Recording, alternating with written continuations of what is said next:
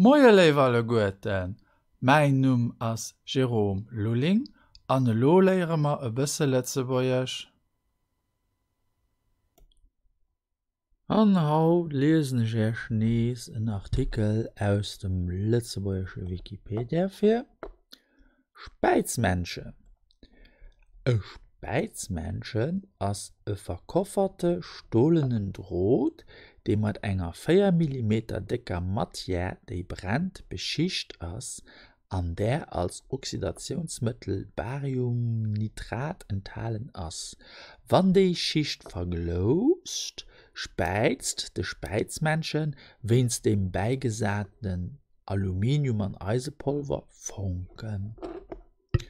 Voilà, dat ist de Speizmenschen. Die verbrennt und da gis immer so funken. E Speizmenschen, den am Gang ass ze brennen. Ki Brühl. Speizmännescher gi für allem op Christbemescher, Christbemchen, voilà, Bemerscher aus de Pluriel, dat is e Christbemchen, me och op Pop- a Rockkonzern vum Publikum ugefangen, fir bei einzelne Stecker eng besonnech Stimmung am Saal ze verbreden. Ja, dat war vir Corona natürlich, gell. Du huset dann an Rock- a Popkonzern so Speizmenschen ugefangen und dat war dann eng schöne Ambiance. An Speizmenschen, dat das also eng Form von Pyrotechnik.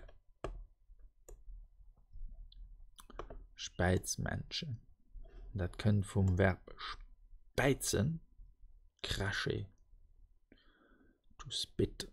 Am Menschen c'est un petit bonhomme. Speizmenschen. Huet den eng froh? Nee, kein froh. Schöne Speizmenschen ass übrigens auch männlich an net sächlech. Schöne Speizmenschen. An de Pluriel ass dann Speizmännerschach.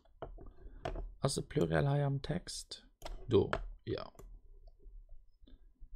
Und dann ha sie ginn ugefangen, dat das e Passiv sont allumés fir ze donc pour répondre une ambiance spéciale. Und dat waret och schon nees.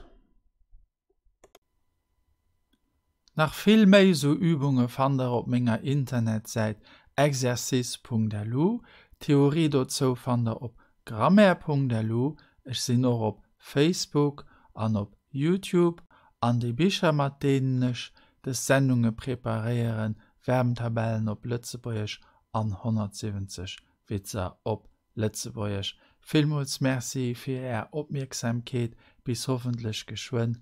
Au revoir.